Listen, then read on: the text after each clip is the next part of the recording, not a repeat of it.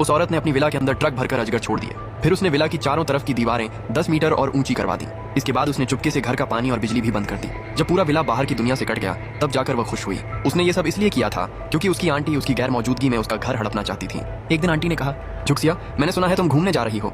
मेरी फ्लाइट है, जल्दी बताओ क्या चाहिए। बहुत अच्छा, तुम्हारे कजिन का परिवार छुट्टी मनाने आया है। हमने होटल ढूंढा था लेकिन छोटे से कमरे के भी हजारों रुपए लग रहे हैं। हम अपना सारा सामान भी ले आए हैं। तुम कुछ दिनों के लिए बाहर जा रही हो इसलिए हम यहीं रह जाएंगे। हम तुम्हारे घर की देखभाल भी कर लेंगे। जुक्सिया, हम परिवार हैं, तुम हमें बाहर तो नहीं रखोगी ना। बच्चे पूरे दिन सफर करके थक गए हैं। एक बच्चा बोला, मम्मी मुझे इसी बड़े घर में रहना है। दूसरा बच्चा भी बोला, मुझे भी यहीं रहना है। आंटी ने कहा, तुम्हारी आंटी का घर इतना बड़ा है, यहाँ बहुत जगह है। ये बगीचा भी बहुत अच्छा है। आज रात यहाँ खाना बनाएंगे और पार्टी करेंगे। तुम्हारे कजिन के बहुत सारे दोस्त हैं, उन्हें भी बुला लेंगे। जुक्सिया ने कहा, आंटी मैंने अपना घर किसी को रहने के लिए नहीं दिया है। आंटी हैरान होकर बोली, किसी को?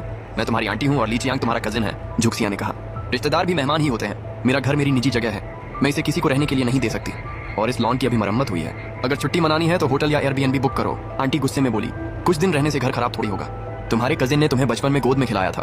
अब तुम्हारे पास इतना बड़ा घर है और तुम हमें अपने से छोटा समझ रही हो। जुक्सिया बोली, जब तुम्हें पैसे चाहिए होते हैं तब हम परिवार होते हैं, लेकिन जब मेरी मदद करने की बात आती है तब परिवार का बहाना याद आता है।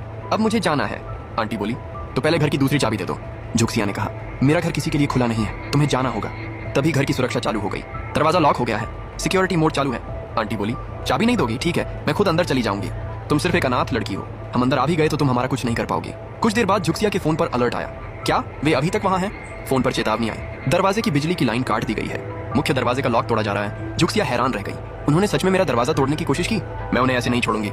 उधर आंटी लॉक तोड़ने वाले आदमी से बोली, ये मेरी भतीजी का घर है, उसने मुझे घर देखने के लिए कहा है। वो चाबी देना भूल गई है, अगर कोई दिक्कत हुई तो जिम्मेदारी मेरी होगी। वह आदमी बोला, मैडम ये लॉक अलार्म से जुड़ा है, इसे तोड़ना खतरनाक हो सकता है। आंटी बोली, हम परिवार हैं, मुझे किसी कागज की जरूरत नहीं है। जुक्सिया ने तुरंत कहा, पूरी रिकॉर्डिंग सेव कर दो। मुझे सबूत चाहिए। फोन ने जवाब दिया, रिकॉर्डिंग सेव हो गई है। जुक्सिया बोली, अब मुझे इन्हें रोकना होगा। उसने आंटी को फोन किया, क्या तुम वहां पहुंच गई हो? लॉक तोड़ने वाले आदमी को तुरंत रोको और मेरे घर से बाहर निकलो। मैंने तुम्हें अंदर आने की कोई इजाजत नहीं दी थी। आंटी बोली, हम सिर्फ कुछ दिनों के लिए रह रहे हैं, तुम्हारा लॉक नहीं खुल रहा था इसलिए मैंने उसे बदलवा दिया। हम परिवार हैं, क्या तुम सच में हमें कानून की धमकी दोगी? जुक्सिया ने कहा, ये मेरी आखिरी चेतावनी है, अभी के अभी घर से बाहर निकलो। आंटी ने फोन काट दिया। कुछ देर बाद उन्होंने दरवाजा तोड़कर घर में प्रवेश कर लिया। उनका पूरा परिवार अंदर चला गया। बच्चे खुशी से बोले, मम्मी ये घर कितना बड़ा है, अब से यही हमारा घर है। एक ने कहा, कुछ दिन और रुकते हैं, अपने दोस्तों के लिए वीडियो भी बनाएंगे। आंटी बोली, ध्यान रखना जुक्सिया की कोई फोटो वीडियो में नहीं आनी चाहिए, वरना लोगों को सच पता चल जाएगा।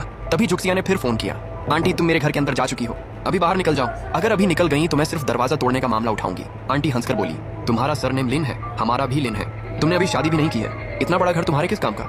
आखिर में ये किसी बाहर वाले को ही मिलेगा, इसलिए सोच समझकर कदम उठाओ। जुक्सिया ने शांत होकर कहा, तुम मेरे घर की देखभाल करने के नाम पर अंदर आई थी, अब तुम इसे अपना घर समझ रही हो। उधर एक बच्चा दीवार देखकर बोला, मम्मी ये